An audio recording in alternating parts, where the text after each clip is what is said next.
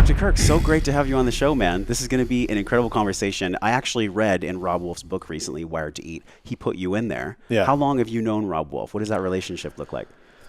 I want to say I met Rob around 2010. So he was lecturing at an NSW event. Well, I mean, kind of before that, a bunch of SEALs. I got back to the SEAL team as their doctor in 2009.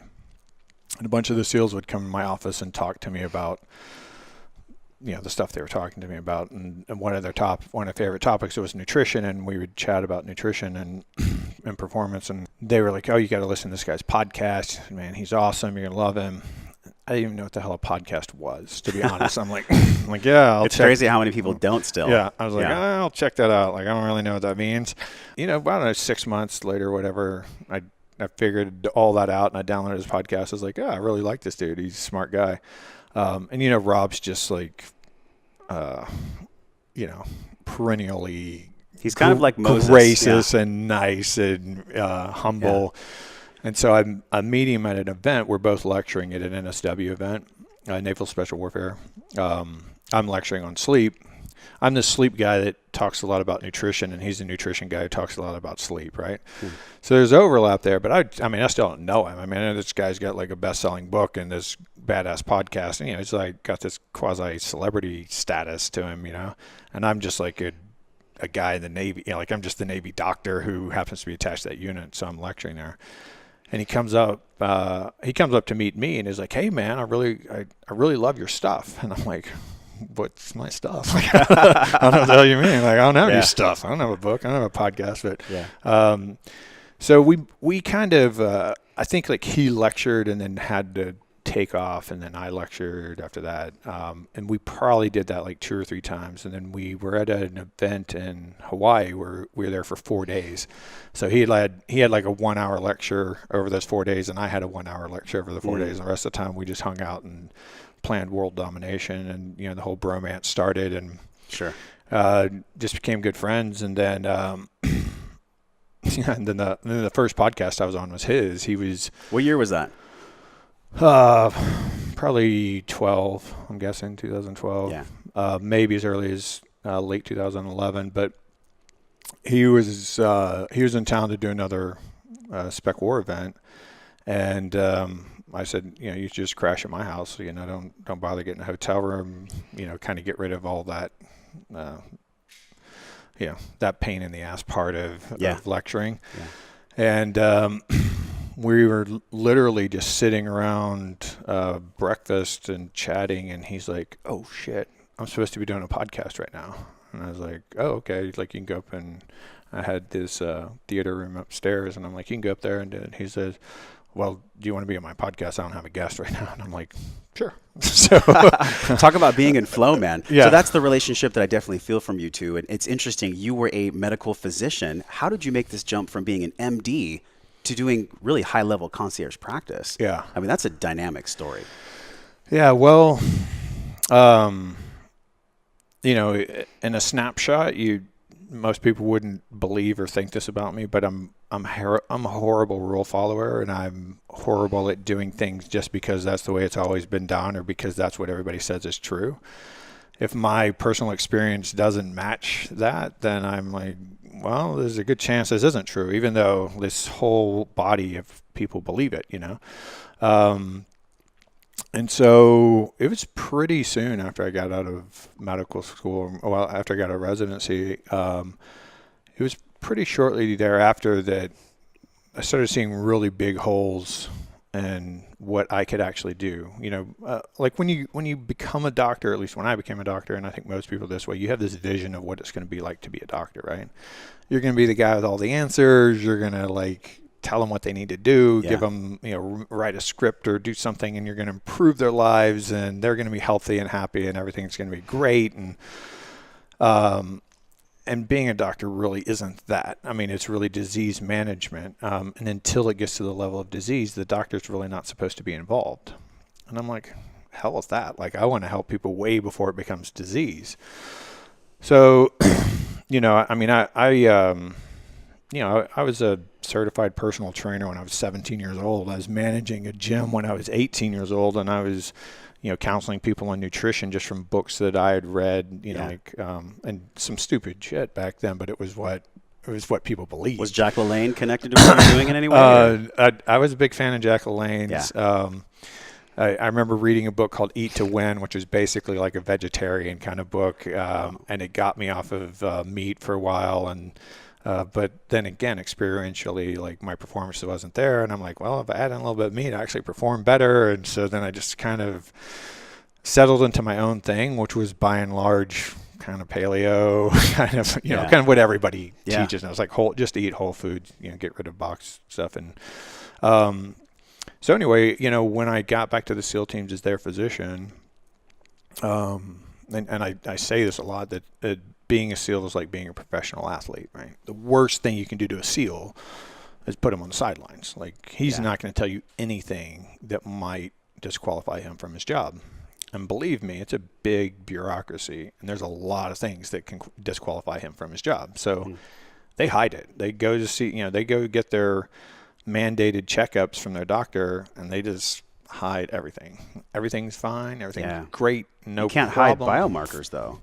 Well, but the Navy just does very superficial stuff, right? So they're getting like their cholesterol done in a, whatever. Yeah. They're getting like a small chem panel and a CBC and like, I don't know, PSA, like just a few, random things. They're not testing any hormones. They probably test a few inflammatory markers, but nothing major, no major oxidative things, definitely nothing along the anabolic or catabolic pathways, nothing to do with insulin sensitivity, anything like that. And these guys wouldn't have showed disease anyway, right? So even if they came back, even if they did do those markers and there was things a little off, the doctor mantra is like, until you hit that number, it doesn't meet that definition. And so you don't do anything other than say, something really vague, like, oh, you should, tune up your diet, or, make sure you're exercising enough. Which kind of means nothing, right? Right, which means nothing, because the doctors don't know anything, because we don't learn anything about nutrition in medical school. We don't learn anything about sleep. We don't learn anything about exercise, and we don't learn anything about stress, and we don't learn anything about mindset, and we don't learn anything about optimizing health. We learn about how to identify, diagnose, and treat disease. That's it. Most of the time we can't even cure disease. We're just treating that disease until you die, right? Yeah. And that was just, one, it wasn't my population. SEALs didn't have any disease, but they weren't performing like they wanted to perform. They weren't performing like they knew they should be performing. They weren't performing like they were performing 5 years ago. And some of them would come in and just be like, well, maybe I'm just old, right? I'm just getting old. I'm like, dude, you're 35 years old. That's not old by anyone's definition. But they'll very, very common stories. Like the stories were so similar that by the time the 50th guy sat in my office, and and that was the advantage of me having been a SEAL. They knew I wasn't going to disqualify them. They knew I was going to keep everything. They trusted you, yeah. Yeah. So I kept shadow files. I got in trouble for it, but whatever. I kept shadow files so that nothing entered their record unless they wanted it to, and then I gave them their shadow file and I left. But I wasn't doing disqualifying things. I wasn't putting them on drugs that was disqualifying them. Which is probably what would have happened had they told somebody else what they told me. But it was just like, motivation issues. They're motivated guys. They're hardworking guys. They're still getting after it. Sure. But they don't feel like getting after it. It's like drudgery. They're forcing themselves through every day. Body composition shifts, like eating cleaner than they've ever eaten, really dialing in their exercise, their periodization, their Metcon, like getting everything really well aligned. But they're still getting fatter, they're still getting weaker, still getting slower. Yeah. A lot of memory stuff, a lot of like walk in a room, have no idea why I'm there. That's when they say I'm just getting old. And these are like 30 and 40-year-olds. Yeah. Like 40, like 42 at the oldest, probably, right? And and they're saying stuff like, it takes me 5 times. This was so common. 5 for some reason is the number. 5 times to actually leave their house in the morning. So Oh, like they forget their keys and I go to the car, I realize I forgot my backpack. Go back in, get their God. backpack. Get up, I forgot my ID. Go back, get their ID. Oh, I forgot my lunch. And then half the time they'd pass the exit, like going to work, and like have to circle back around. And then they'd just be like, man, I'm just getting old. And what you were seeing with these teams is exactly what high-powered executives deal with. I mean, some of the work on your site, we'll link this in the show notes. These hard-charging executives have a restful and solid night of sleep. They'll gain an hour and a half in productivity. Now, this flies in the face of people like Gary Vaynerchuk, you know, hustle and grind. There's two things going on. There's this duality of like hard chargers in our world, and then there's the people that just want to live life well, that want to be healthy in their body. Yeah. Where do we find the middle between those two? So I think the middle is a lot like every other example on the planet, right? Yeah. There's seasons for everything. There's a time to grind and there's a time to hustle. But you also need a restorative phase, right? I mean, I'm an entrepreneur now. There's times when I just have to work, man. It's not an option, because if I don't work, I don't make any money. If I don't make any money, I can't live. So, you know, I think that I think that if you have for lack of a better word, I'd call it periodization, like you would with exercise, right? Like you just have like an intense growth period where it's like, you know, for the next 4 months, my head is down. I'm going to destroy myself, and I know it. I'm going to do everything I can to mitigate it, though, right? Yeah. This is what I do with my executives, because entrepreneurs and executives, especially entrepreneurs, are horrible about taking care of themselves, because you know, their life is so intertwined with their job, and their job is like their identity, and it's their social structural. And I mean, I'm in the same boat. It's like all of my friends are business partners, you know, or business colleagues. You know, my you know, like last night my wife was going to bed, and I'm like, I'm going to read for a bit. She's like, you mean work? I'm like, no, just read. She's, what are you reading? I'm like, this marketing book. And she's like, that's work. I'm like, no, it's just fun. Like, I'm just interested in that. You know, but I think I really think the way to do it is just to realize that you will break, right? Yeah. People don't want to believe they're going to break. And, you know, I freaking love Jocko to death, right? Like one of the guys I just admire and respect more than anybody, and a dear friend. And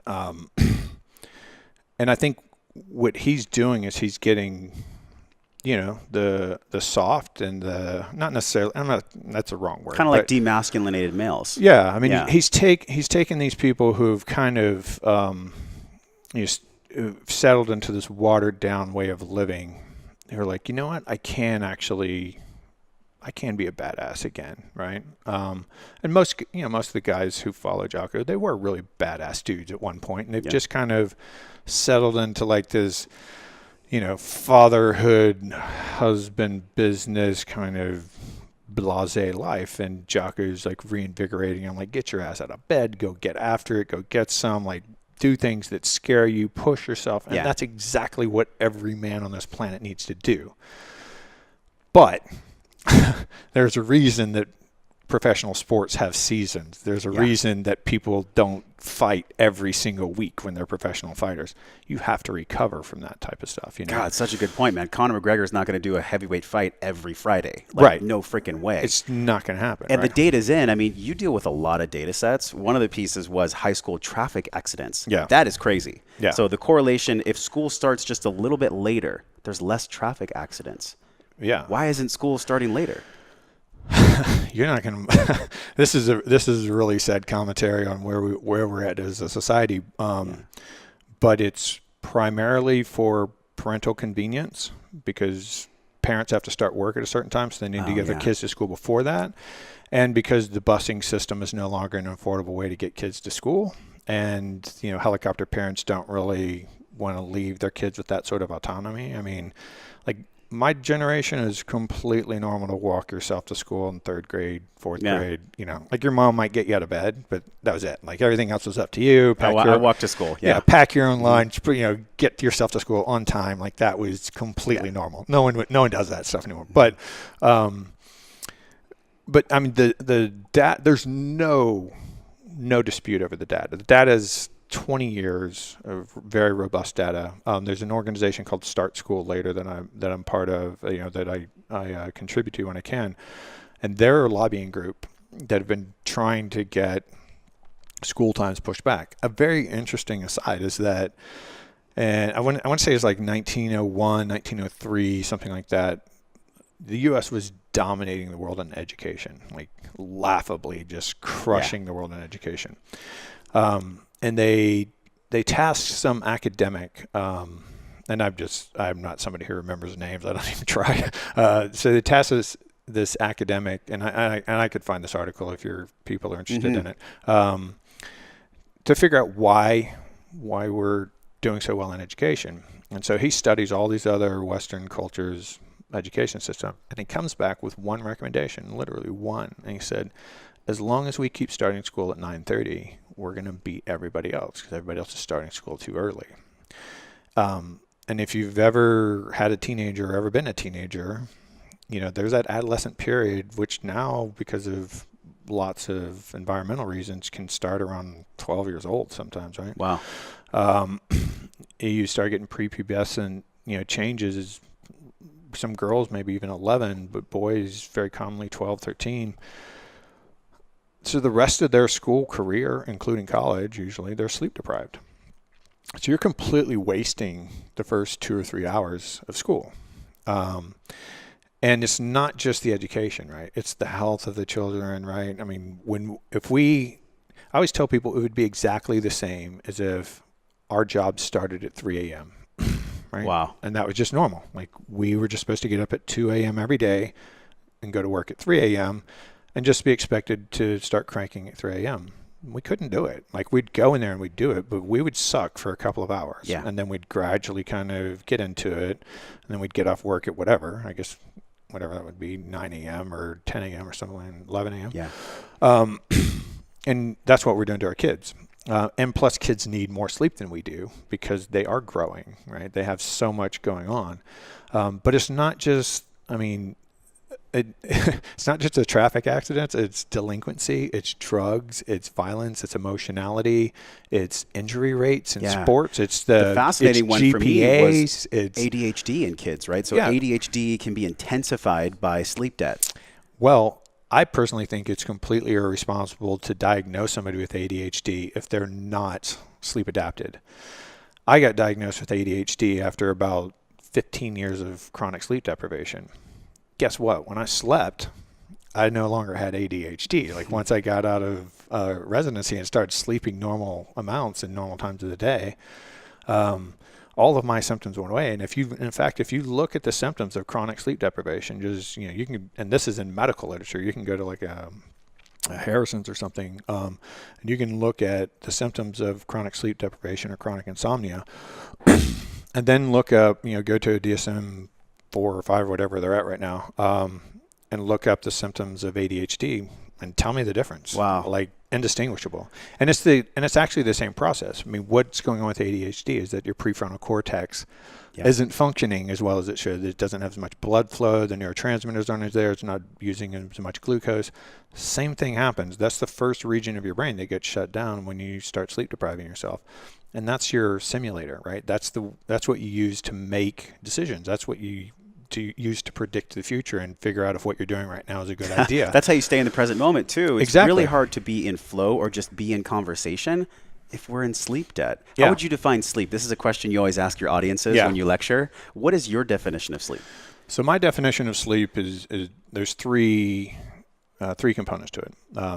Two of them are from William Dement, who's the grandfather of sleep medicine. He invented sleep medicine, essentially. The first one is there's a barrier between you and your environment. And this is actually how I teach people about sleep hygiene too, because there's so many opinions and tweaks and hacks about sleep hygiene, and sleep hygiene is a very simple concept. It's two concepts you need to keep in mind. So the first thing is there's a barrier between you and your environment, which simply means that your brain is not paying attention to the environment as much as it usually does. You're not feeling as much, you're not smelling as much, you're not hearing as much, you're not seeing as much. You're just not as involved with your environment. There's some barrier between you and your environment. If you're home in bed snoring, it's a high barrier. If you're dozing off in a classroom, we'll agree you're still asleep, right? Yeah. There's some barrier between you and what's going on, but pencil hitting the floor, can pop you awake. So that barrier is pretty low. Or the teacher smacking the desk. Right. Or your name being called, or like something fairly innocuous can bring you out of that. So there's still a barrier, but the barrier is low. So there's a barrier between you and your environment. You also have to be able to be awakened, right? So if I get the other Josh up here to volunteer and I smack him in the head with a baseball bat and he falls on the ground, would you say, oh, he fell asleep? Like, no, that's not sleep. He's unconscious, right? Yeah. Which is what sleep drugs do. They make you unconscious. You can't truly be awakened. When you wake somebody up on Ambien, they're not awake. They might sit up and have a conversation with you. Yeah, they're in a fog though. But they don't have any memory. They don't have any idea what they're saying because their brain is dissociated. So you have to be able to be awakened. And because of the myriad of sleep drugs and sleep aids and sleep hacks and all that stuff, I added a component. The third part of my definition is that there has to be predictable neuronal patterns. So when we do an EEG on people's head, and we get their respiratory rate, and we get their pulse, and we get their pulse ox, and we get what regions of the brains are firing, what kind of wave, like generalized wave patterns are going across their brains. That's what a sleep study is, right? A polysomnograph. You compile all of that information into one sort of chart, and sort of a cartoonish chart, but it'll tell you stage 1, and a lot of these sleep trackers look like this, right? Sleep, sure. Stage 1, 2, 3, and 4 of sleep. And there's an architecture that's supposed to be there, right? You're supposed to go from stage 1 down to stage 4, and you're supposed to stay there for 90 to 120 minutes, and then you're supposed to come back up and do a little bit of REM, and then do another slightly shorter deep sleep, and then progressively over the night, it's less and less deep sleep and more REM sleep. And that architecture is predictable. Now, if you use alcohol as a sleep aid, if you use Ambien as a sleep aid, if you use Benadryl as a sleep aid, if you use, you name it. What about marijuana? A lot of people might smoke marijuana and then go to bed. What do you feel about that? Marijuana has probably the lowest level of sleep architecture disturbance. I don't know if that statement's accurate, but it's non-discriminatory, right? So certain drugs really crush REM sleep, and certain drugs really crush deep sleep. Yep. Whereas marijuana just kind of seems to mute everything, right? Okay. So you get more stage 2 sleep, which we don't really think is the super restorative stuff, and it makes sense to me logically. Again, I approach everything in this sort of a very common sense, practical. We don't know shit, right? Like I can get you a pile of papers this high that say one thing, and a pile of papers this high that say that thing, and they're completely contradictory, and they're both from Ivy League education. They're both peer reviewed. We don't know what the hell we're talking about. Like, there's so many things we don't know. We act like we know. Right. And when you're in that conundrum, I'm just like, well, let's step back and just think about it. How did we evolve? It took millions of years for us to get to this place. We're running on really old software. Right. Very, very old software. It's like very, very old software. So why don't we hedge towards that, right? So that just makes the most sense to me, right? Yeah. There's the bunker test that I've heard you speak about. Yeah. This was back in the day before polysomnographs. Polysomnographs. So you'd put someone in a bunker, no light, just basically no interaction whatsoever. They would essentially go from 12 hours sleep, and then they would end up somewhere around 7.5 or 8 hours. But there was a 3-week period where, does the body just need that? Do you feel like what's the percentage of people that just need that 12 hours and then titrate down from there? Yeah. I would say in Western civilization, probably 85 to 90% of us are carrying around some sleep debt. I commonly make the correlation. It's not mine. I think I got it from William Dement. It's like credit card debt, right? It's really hard to pay off credit card debt, especially if you're paying the minimum, right? It takes a really long time to pay it off. And every now and then you need to go back into more debt, and then you're kind of starting over. Sleep debt's very similar. We don't know how long you carry sleep debt, right? If you say, let's just do easy math and make it simplistic. But let's say you need exactly 8 hours of sleep. Like, that's what you need. That's your magic number. It doesn't matter what you do, how hard you exercise, how hard you work, what you eat. You need 8 hours. If you sleep 6 hours in college and in the first 3 or 4 years that you're at this new job or whatever, and then you start sleeping 8 hours, you're not really paying anything back, are you? You're just kind of, you're paying that day, but you haven't paid back any of that sleep debt. So when you're 50, do you still have that college sleep debt? We don't really know, but it's hard to know because very few people just go to start sleeping 8 hours a night and then do it consistently, right? So, but the bunker trials was one example of that. That's been recreated a countless number of times, and it always turns out the same way. People sleep a lot. And even like with my sleep supplement, I'm kind of giving people permission to sleep, right? They'll hear me talk. They'll come and talk to me at my booth. I'll give them the sample. And they have like this permission. They're like, you know, well, I'm going to really sleep tonight, right? And I'm not going to feel guilty about it. And I'm doing this for my health. It's like an indulgence almost. I'm doing this for my well-being, right? Yeah. And so they come back the next day, they're like, man, I slept 12 and a half hours. And I'm like, that's awesome. There's nothing in my product that lasts more than 3 hours, but you slept 12 hours because you got into a good rhythm, you allowed yourself to sleep, you valued sleep, you did what needed to be done, and you got a great night's sleep, man. And, all of these trials, when they do them, like you said, that data is really consistent. It's about 12 and a half hours a night on average that whoever you put in there will sleep. And then it's like anywhere from 3 to 6 weeks before they average out at that 7.5 hours. And at 7.5 hours plus or minus half an hour, which it bores out every time. If they don't have an alarm clock, they don't have any cue, they don't have any sunlight, they have no idea what time it is, that's how long people sleep. And then people, some guy was blowing me up on Twitter because I said people needed 8 hours and everybody's different. And I'm like, what? Who? But tell me who's different. The data yields that it's somewhere between the 7.5 to 8, right? Right. So and it always turns out to be that. When if you look at hunter-gatherers that have never been exposed to electricity, guess how long they sleep? 7.5 to 8 hours of sleep. I wonder what it would be like to take someone from 10,000 years ago, put them in this physical body, in this current experience. How do you think they'd react? I think they'd have a psychotic break in the first 10 minutes of being in our society. We are so inundated with stimulation that people just are not used to. Yeah. But we're the same though. That's the dichotomy. Yeah, right? but it's the same machine, right? It's like, we've taken a 911 and turned it into an off-road racer or something, I don't know. But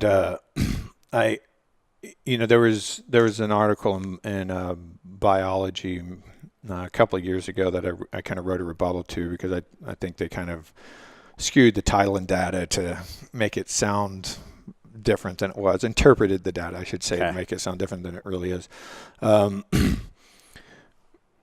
But people do this all the time. They go on vacation and, they don't go to a fancy resort. They stay in some little beach hut or they go out into a cabin. This type of behavior, very common. And or they go camping even, right? And camping sucks, right? Like how comfortable is camping? I love camping, but it's not that comfortable. It's not comfortable. Like you come home with sore hips and sore backs and sore shoulders, right? But you go camping and you actually use the sunlight as your cue. Everybody gets really sleepy about 3 hours after the sun goes down. Yeah. Unless you're actively doing something to not make yourself sleepy. Same thing when you go on, you go down to Costa Rica and get like a little beach hut, or you go out into Wyoming and you rent a little cabin off the grid. Everybody does that. It's what we're designed to do. Yes, we can do other things. Right? We can eat donuts for every meal and we can survive, right? We can eat McDonald's for every meal and we can survive. Doesn't mean it's optimal. It doesn't mean you're thriving. It's not the best life you can live. It's not your highest performance, but you can get by on it. So then circadian rhythm, there's another term too for our cells. And there's the difference between circadian rhythm and there's one that's actually based on ultradian, or is it ultradian? Ultradian rhythm. Yeah. So what's the difference? That's the first time I've ever heard that term. Yeah. What is that all about, and how does that contrast to sleep-wake cycle? So there are things going on right now. Like our hormones are fluctuating, our heart rate is fluctuating, our blood pressure is fluctuating, which side of our nose we're breathing out of the most, which bronchial tree we're breathing out of the most.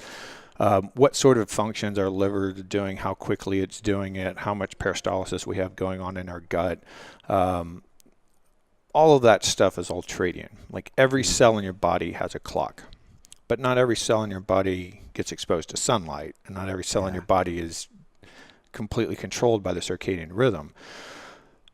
It's all like every cell in your body is influenced by the circadian rhythm, but that's not necessarily the dominant cue for everything, which is, my opinion, why shift work is so deleterious to your health. Because even if you sleep 9 hours every single day, but you do shift works and you're completely out of phase with the sun, your circadian rhythm and your ultradian rhythm are mismatched, right? And your body is doing things while you're asleep that it should be doing while you're awake, and vice versa. So you kind of have, like Mac OS and Windows running on your computer simultaneously, and trying to make one cohesive program and make sense out of it. They don't talk to each other. And they don't talk very well. And there's things going on. I can't say specifically, well, it's this factor in your liver that's leading to that, and that's whatever. I don't know to that detail. I don't know that anyone does. But you're basically, your body has all sorts of rhythms, and no surprise, it's very well matched with the rest of the planet and every other form of life on the planet that uses primarily uses the season and the sun. And it's like our body has this innate intelligence. It's giving us all these clear signals what to do all the time, but yet the current modern day responsibilities just put a stake right in that. I know a lot of parents, a lot of moms listen to the show, so they're watching, they're listening, they're like, yeah, we understand, Dr. Parsley, but you don't get it. Like, I have to put my kids to bed, I have to do this, I have to do that. I'm curious if you could contrast that with the way you talked about the seasons. Life for a busy mom is way different than for a single 22-year-old.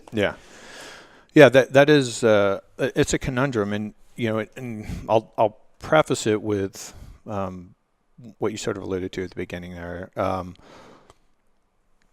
We aren't just meant to be aligned with everything else. We are everything else, right? We are just as much a part of this earth as that tree in my backyard and the ants crawling around in it and the animals out in the hills. Like, there's no difference between us and them. We just have this big brain that's allowed us to build structures and light bulbs and like kind of take ourselves out of that environment, and we do it to our detriment a lot. Like, there's a lot of what we do that's bad for our health. Because we've pulled ourselves, like we've been on this big spinning organism that we've been a part of. And then, like a couple 100 years ago, we're like, thanks for the ride, but we got it from here. Like, we're going to do whatever the hell we want to from now on. And there's some consequences to it. So like when I work with moms, my biggest, and it's true for single parents. I mean, I've been a single parent as a father, and I know how crazy it can be working full time and getting your kids to all their events in the schools. And man, I mean, I've been there. I've done all that stuff. And there were clear choices that I made that harder. And primarily what I have to do with those people is I have to work on the mindset. And we have to say, all right, what's really non-negotiable, right? Like, we all want our kids to have everything. We all want our kids to be able to do every activity they want to do. We all want our kids to have 4.0 GPAs and go to Ivy League schools and have a beautiful life and all this stuff. And guess what? That's just not the way the world works. You can't do everything you want to do, right? As an adult, like, I'd love to have a private jet. I don't have one, but my kid is supposed to get like a $600 gaming system if he really wants it, because that makes me a responsible parent, right? And that's a banal example of that, but really it's a prioritization issue. And I have a business partner in Austin, and she I admire so many things about her, but one of the things I admire most about her, she was a single parent, a very busy single parent, solopreneur for probably 10 or 12 years of her kids' lives. And she just sat them down and told them and said, look, there's a lot of stuff you're going to want to do. We won't be able to afford all of it. And there's a lot of things you'll want me to be at. But I'm really busy and I won't be able to be at all of them. But if there's something that you really, really want me to be at, like this is just imperative and it means the world to you, I will make it happen. I will be there. But I'm not going to go to every soccer practice. I'm not going to go to every, right? And that's part of the game, you know. I'm going to have to learn to do some slow cooking because I'm not going to come home and cook dinner every night. You're going to have to get up a little early and pack your own lunch. So you have to get really practical with these people. You right? do. It's beyond just knowledge. Yeah. And I try to do everything sort of conceptually and philosophically. Like, here's the concept. You figure out how you make that work in your life, right? Like, my kids are, I have a kid in college, and I have a 16-year-old son and a 14-year-old daughter. It just occurred to me, right? And I'm a guy who teaches this stuff for a living, right? Yeah. It just occurred to me like 2 years ago, these kids are plenty old enough to make their own lunches. Like, I was getting up, like, I'm getting up every morning and I'm making making them breakfast, or they won't eat breakfast, and I'm packing their lunches for them. So I'm losing an extra hour of sleep to get them going. And then I have to come home and work until they're done with school, because then I have to go get them from school, and then I have to run them to football and dance and like what all their activities are. And I was like, it's really stupid. They can do their own thing, and my kids can do the dishes. My kids can clean up this, and they can do their own laundry. And I just started putting more and more responsibility on them, and then, carving out my time so that, okay, dad can get a little more sleep, and dad can get a little more rest, and dad can get a little work done at night, so he doesn't have to crush himself before 2:30 pick up from school. And it's just, my life is different than the woman across the street's life, but the concepts are the same. The concepts are just basically, even if you really, really, really, really want to, you can't do everything. You can't have everything, even though you really, really want it. You can't. It just doesn't work that way. This is the ultimate truth, is like, there's some intelligence out there when it comes to how moms interact with their life, and then even busy dads. But then when you look across the board, there is something to be said about just how conscious people are. We don't have to get too in the weeds here with spiritual babble, but consciousness and sleep, you've said before, if people are sleep deprived, they're essentially walking around and being in life less conscious. Yeah. So we have a society that directs us towards working and grinding and doing, which is good in seasons, as you've mentioned, but the lack of consciousness that sleep debt promotes. Can you expound upon that? Man, there's so many facets to that. I could go on for hours about that. Something very, very simple, like you talked about. You deprive yourself an hour of sleep, you lose an hour and a half of productivity. Negative sum game, right? You're losing every single night. Yeah. You can't talk people out of that, man. Like, it's the hardest thing. I talk to these brilliant London School of Economic grads who've built $100 million businesses. I can't convince these people that sleep is the most important thing for them. I give them all the damn data in the world. Well, I can't do that. They'll do everything else, I say. Why is that? I think it's social programming. Social programming has convinced us that sleep is a form of weakness. It's a form of laziness. It's a luxury. It's not a luxury. It's no more of a luxury than not eating, right? I mean, why do you have to eat? You have to eat every day? Come on. What kind of glutton are you? You're going to eat every day? Yeah. And you're 3 times a day? Really? Like, you could get so much more work done if you didn't eat. Nobody does that, right? That doesn't make any sense. But this other biological need. So you lose the productivity. You lose emotional intelligence, right? You sleep deprive, or we call it sleep restrict. You basically take away 2 hours of sleep from a partner in a monogamous relationship. Doesn't matter who. You have them spend the whole day together. At the end of the day, you have them go in separate rooms and evaluate how the day went. And they say, well, he wasn't quite there. She wasn't quite there. Like, it was okay. Yeah. Wasn't quite emotionally as attached. Not quite as communicative. Like, not as quite as affectionate. Doesn't matter which one you sleep deprived. They both say that about the other. Now imagine both people being sleep deprived all the time. And now take that to the workplace. How are you communicating at work? What is your mood like? How much joy are you getting out of it? I study a lot about business now and team building and all this stuff. And one of the most important things about having a successful company is people really enjoying working together and getting along with their coworkers and having like this sort of, group identity, this tribe mentality. Like, those are the businesses that just crush it and thrive. And it's the same thing in your community, right? Like, if 4 or 5 moms hang around together and all their kids hang around together, and they all have the same values and they all like bond, like, those are the kids that, like, are leading the pack in their sports and their academics and their social structures and all that stuff, and that just go on to have super happy, productive lives. But again, for some reason, we've been talked into believing that sleep is a luxury. And so people don't consider that to be a component of it. But I would submit it is the most important component. There is nothing that will screw up your communication, your mental focus, your attention, your presence, like your ability to actually be a parent. I mean, this is something I've struggled with, being a doctor and being an entrepreneur now is I don't have nearly as much time with my kids as I wish I did. But guess what? If I'm really present with my kids and we're super engaged and we're having great conversations and we're doing fun stuff together and I'm able to really be there, I mean, you can look back in your life, like how, like your memories of your parents are small, right? There's like little bits. Little flashes. Little flashes of really good times and like some pearls of wisdom that you're just like, wow, I wish, that was such a clever, I learned that lesson from my father was a great example of that, or my grandpa or whatever, like something somebody said. Like, life is, we're by and large shaped by very selective experiences, very small selective experience. 90% of what we think about every day, we think about every day. It's the same stuff we're thinking about every day. It's like that 10% difference that shapes us, that allows us to grow, that allows us to expand, that allows us to get better. That performance is, seriously degraded if you're physiologically broken. And the fastest way to physiologically break yourself is sleep deprivation. Give us the hygiene then, because there's a lot of data online about hygiene, but there is some core tenets that you talk about. We know the consciousness can be affected, but now we're talking about really raising consciousness with better sleep hygiene. Right.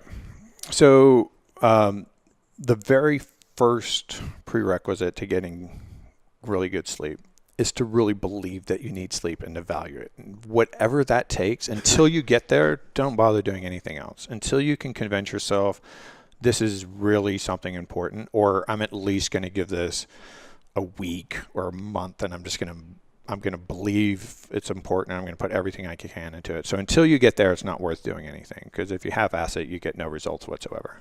In fact, you'll probably feel worse. We kind of get used to beating ourselves down in a certain way, and that becomes normal life for us. And if you vacillate that, you can actually end up feeling worse, even though you maybe got a little more rest. So value sleep. Once you value sleep, it's pretty damn easy from there. If you have the internet, if you have access to a computer, you can find all sorts of little gadgets and tricks and tenets, as you talk about, rules for sleep hygiene. But I say value it, and then think about your children, or think about when you were a child. Nobody takes a 3-year-old kid while they're playing with their Thomas the Tank Engine and watching television and puts them in bed and walks out. Would that work? Hell no, it wouldn't work. There's a long protracted period of getting a kid ready for bed.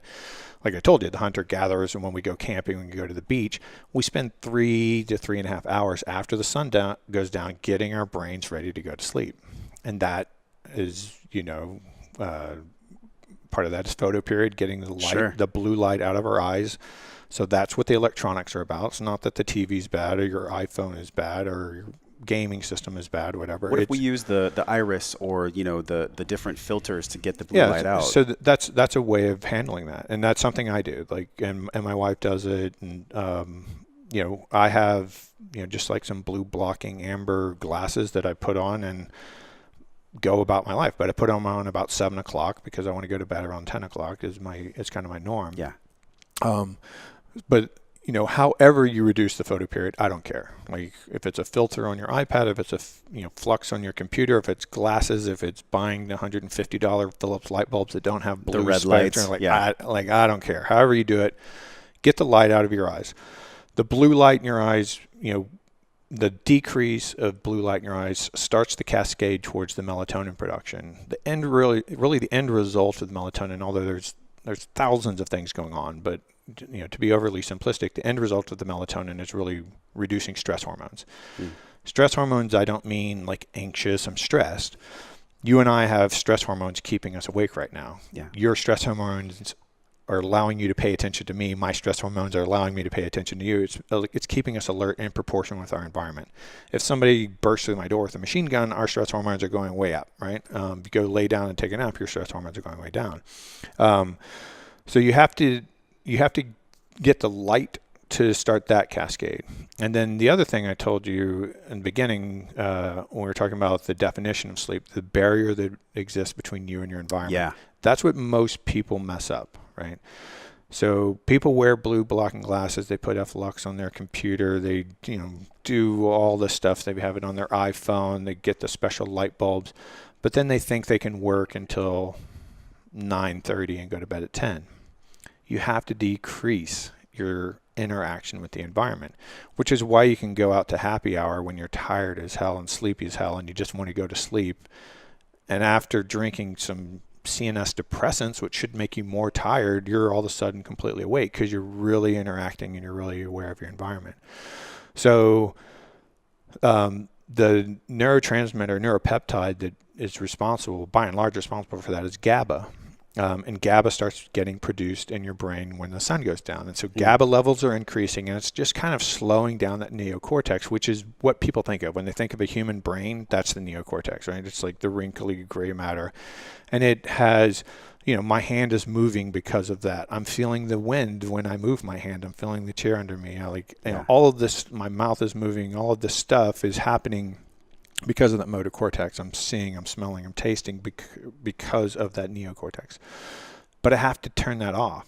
And GABA lowers the what's called the resting potential. It makes it harder for your brain to get stimulated.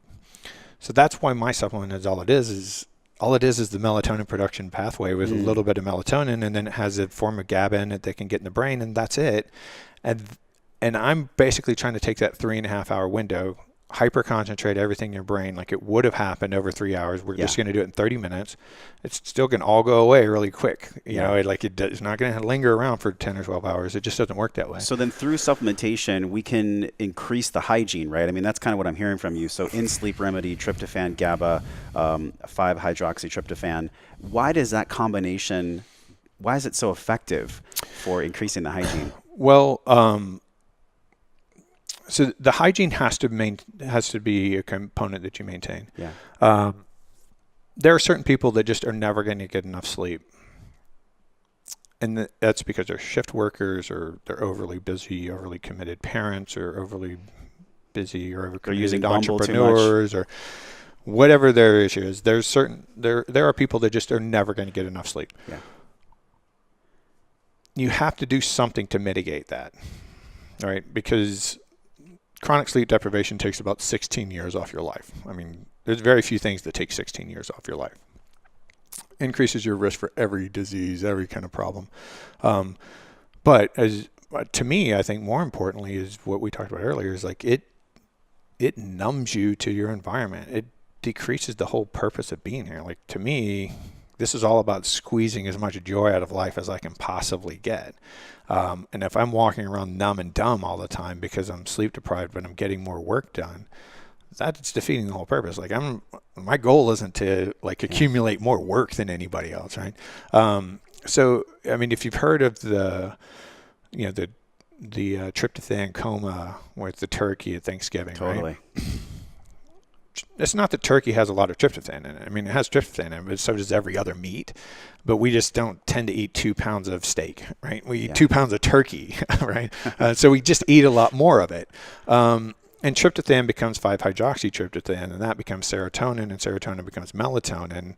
And our stress hormones get relaxed, and we have this, our gut brain is, digesting our food, and that's secreting a bunch of GABA neuroinhibitory things, and everything's just kind of slowing down, and we feel like fading off to sleep. We have a little nap, and we get up and go. This is the same process that happens at night, and so I could give you the sleep supplement right now while we're doing this interview, and you're not going to be able to tell that you took it. It's not going to make any difference, right? Yeah. You have to actually still do things right to get yourself ready for bed. And that's the sleep hygiene component. That's the valuing sleep component. That's scheduling and planning around sleep. Like, all of that stuff is important. And if you can do all of that without a supplement, then do it all without a supplement. Sure. That's what supplement means. It's supplemental. And for most people, there's the ideal, and we know pretty much what the ideal is. It's kind of what we evolved to be and how we evolved to exercise and eat and think and stress and behave and sleep. And then, there's life stuff that gets in, and like maybe here's reality, and that's as good as it's ever going to get. And then here we supplement, and that might be like a nutritional supplement. That might be a gadget that we use to help us get to sleep, or a gadget we use to help calm our nerves if it's, if that gap is stress, or, an electrical stem thing to work out if we don't have time to work out, and that gap is, exercise, whatever. Like that's what supplemental things are for. And I think there's a unique fit for some people because like Ben Greenfield, he might sleep with like lasers attached to his thighs, right? So it's different things work for different people. Have you seen across the board though with these high-powered executives, people that are inundated, running a business, have you seen technology, any kind of sleep tracking? I know the Oura Ring has some really deep insights now. They just published that. Yeah. What are your thoughts around technology helping people in their intelligence for sleep? So I don't like to stress anybody out and tell them that they need that. Yeah. There's obviously a large subset of the population that really enjoys that stuff and really likes to play with that stuff. And I have the Oura Ring, and if they'd make it a little bit bigger, I'd wear it every night, but I can't get it off. I put it on one time. It took me like 2 hours to get it off. I'm like, I'm not wearing that again. That's a great device. I would say that's probably the best sleep tracking device on there. But, I have, 65-year-old clients who, don't even have a smartphone, aren't interested in any kind of gadget. Yeah. A journal works just fine, right? Like if they just say, went to bed at this time, got up at this time, felt this way, that works, right? Yeah. You just have to have some way of tracking it so that you don't fool yourself and so that you're actually aware of it. It'd be like, having body composition goals, but not having a scale or a mirror. Right. So do you feel like the act of measuring increases the consciousness, asking that first big question that you talked about where, hey, do I care about sleep? Right. Once they go from there, how effective is it to use the tech? Is that more effective than the hygiene and the supplementation, or are they all kind of comprehensive? I think all the tech is supplemental. Yeah. There's this huge biohacking, neurohacking, whatever is sleep meant to be hacked? Well, my argument is that nothing's meant to be hacked, right? My argument is that the only time to use what these people are calling hacks is that supplemental, right? That's between the ideal and the reality, and you need something to supplement in that. And if sleeping on a grounding mat and putting butter in your coffee makes the difference, then fine. I'm not here to tell you whether it's true or not. Yeah. But lifestyle that's the way to do it. When you can't quite get there with lifestyle, that's when you use these things. But I always remind everybody that the original biohackers is the pharmaceutical industry. Like in my mind, a hack means you're trying to improve upon evolution. You're trying to do something that your body wasn't meant to do, or make your body do something better than it would ordinarily be able to do without you tricking it, like coming up with some trick to make your body better, your brain better than it evolved to be. I don't think that's realistic. I think that if everybody just lived to their potential, they would be phenomenally happy and performing so much better. And life just isn't fair. I mean, not everybody is as smart as everybody else. Not everybody is as athletic as everybody else. Like one of my favorite Joe Rogan bits is the salmon never gets to eat the bear, right? The bear always eats the salmon. Always. Like life is not fair. I'm never going to kick Anderson Silva's ass, no matter how much I try train for the rest of my life. Never going to happen. Yeah. Not that I even want to, but the point is that all of our aptitudes aren't equal, but our ability to get joy and live our lives to the fullest is equal.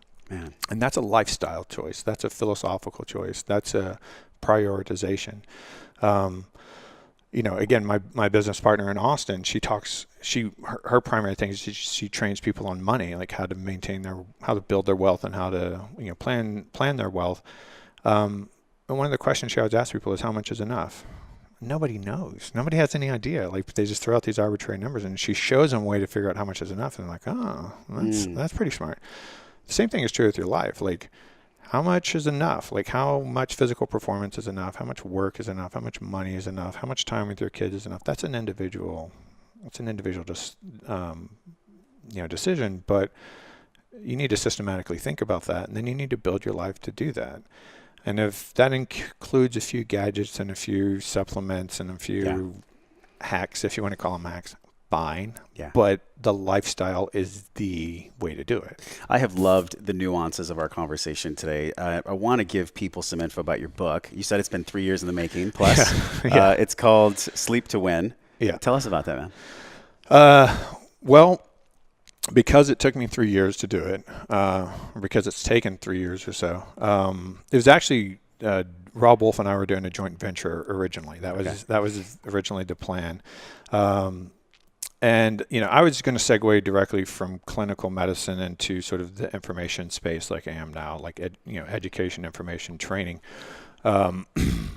And I was just, and I developed this sleep supplement with the SEALs, and I was just going to let some supplement company build that for me, and I was just going to own the IP and get royalties. I didn't really care. It was just, that was an integrity issue. I told the SEALs I'd get it out there, and I would. And what happened is the supplement deal with companies just kept falling apart for various reasons. Like, I couldn't find anybody that I really wanted to do it with, that I really trusted.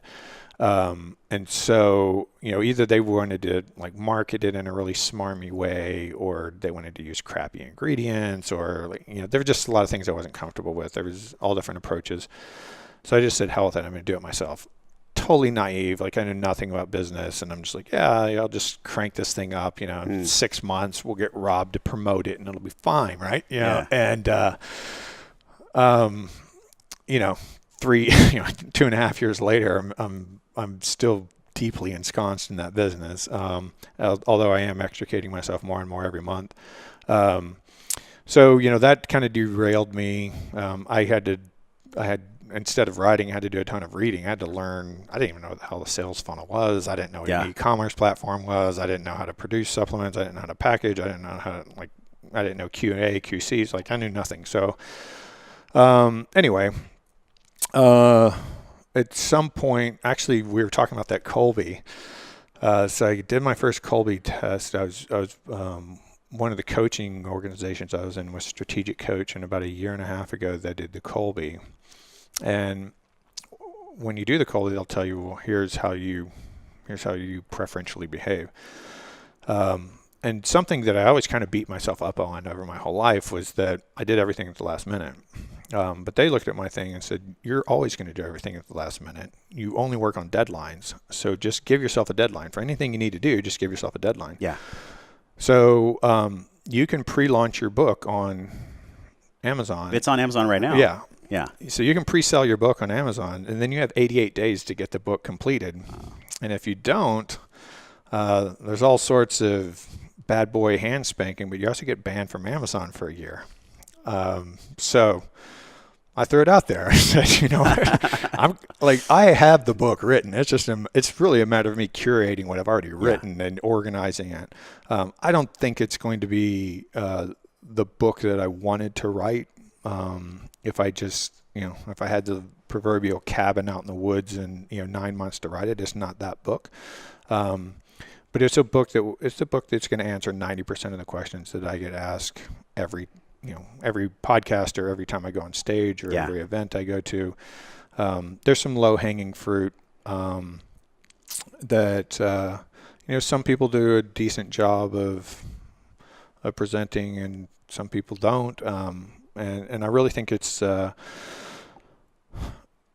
think my experience and interest in how performance is enhanced by sleep, and really thinking of sleep as a performance enhancing tool, as opposed to a physiological need or disease risk mitigation or those types of things that really don't excite people. But if I tell you, I'm going to make you smarter, faster, stronger, better looking, all this, anything that you measure yourself by, I can help you do that.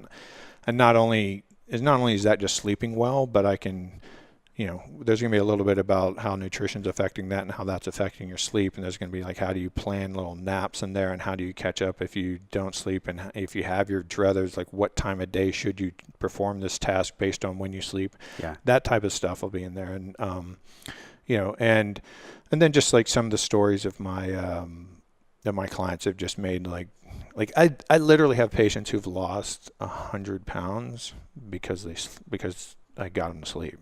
Like, Yeah. that's all I did. Like I didn't coach them on anything else.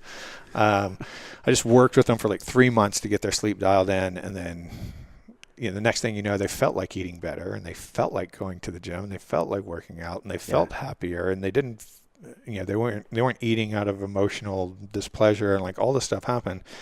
3 to 5 years later, they're still 100 pounds lighter. And I never did anything for their weight loss. I think it's so easy for people to forget, like, this ghrelin, this our appetite signal to eat food. If we're not sleeping enough, you've talked about this quite a bit. Ghrelin rises, and then you're eating consciously, almost unconsciously, actually. And your insulin sensitivity drops. And your satiety cues are off. And so, like, your desire to eat food is almost 100% driven by your neurochemistry, and your neurochemistry is almost 100% driven by how well you're sleeping. If you take 2 hours of sleep away from somebody, they'll eat 30% more calories the next day, but almost 100% of those 30% calories will be refined carbohydrates. Just to kill the stress response? It's to kill the stress response, but I remember we talked about the prefrontal cortex. Yeah. So eating does settle people down because it's parasympathetic, right? You put food in your gut and it starts balancing out your autonomics, which get out of balance. When you just deprive yourself of a little sleep, you're sympathetically dominant. So we're trying to balance this out. Food does that to some degree. But the prefrontal cortex actually senses a change in blood glucose, right? It doesn't matter what the total number is. It's the rate of change. You could be diabetic and have a blood glucose level of 300, but if it drops down to 250 too quickly, your brain says we're starving. Like, no way. We're heading into famine. You need to go get some high impact, which is sugar, right? The brain wants sugar. Unless you're in ketosis, the brain wants sugar as its primary fuel source, so you need to go get some sugar right now. In fact, that's the only time that any animal on this planet sleep deprives themselves other than humans. When they're starving. So when their blood glucose is low, and when they're asleep, the sort of the last maybe third of their sleep, when their stress hormones are starting to come back up, and their stress hormones coming back up starts increasing physiology, and they get a big drop in their blood glucose, and then they get up, and they go out and forage for food. And their prefrontal cortex is deliberately shut down. It's deliberately muted because they need to take more risk.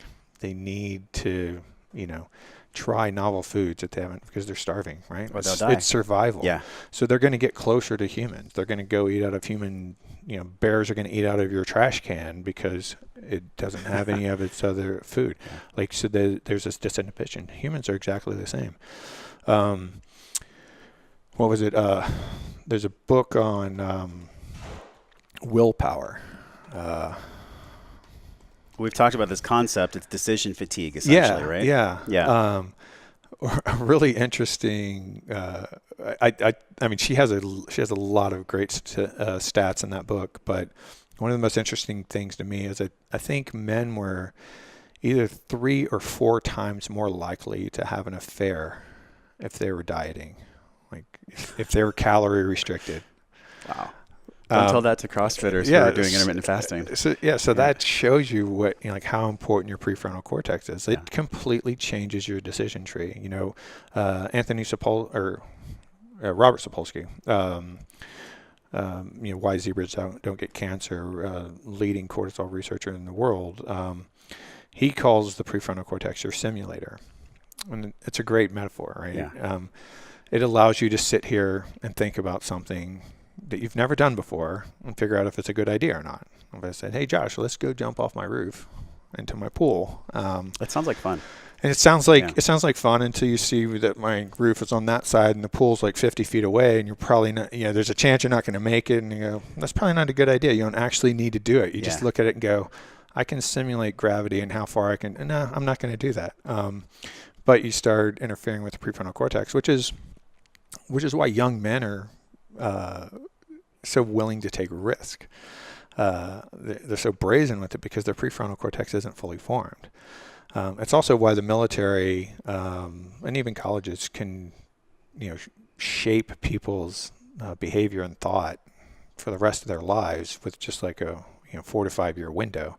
of when that prefrontal cortex is finalizing, and that just really kind of wires how you're going to make decisions until you really take the effort to undo that wiring. This reminds me of the boot camp experience. My grandpa was a brigadier general in the Marine Corps, and he always talked about that. I mean, even in his latest years of life, that was like as vivid for him as it was when he was 80 as when he was 21. And that's actually the example I use all the time is Marines. Marines are fanatically Marines, right? Marine boot camp is 12 weeks long. You could go out to any VFW hall, go out to any parade, and find a guy who's in the Marine Corps for 4 years.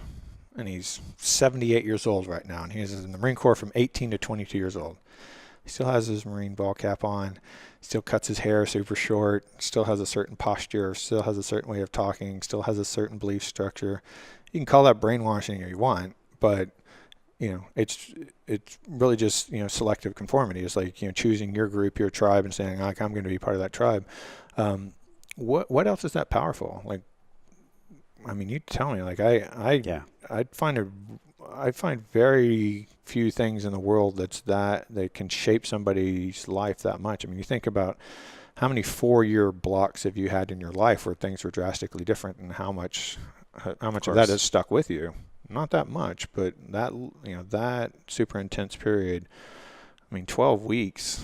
Like, I mean, even people that get injured and they're out of the Marine Corps less than a year later, they're still Marines for the rest of their life.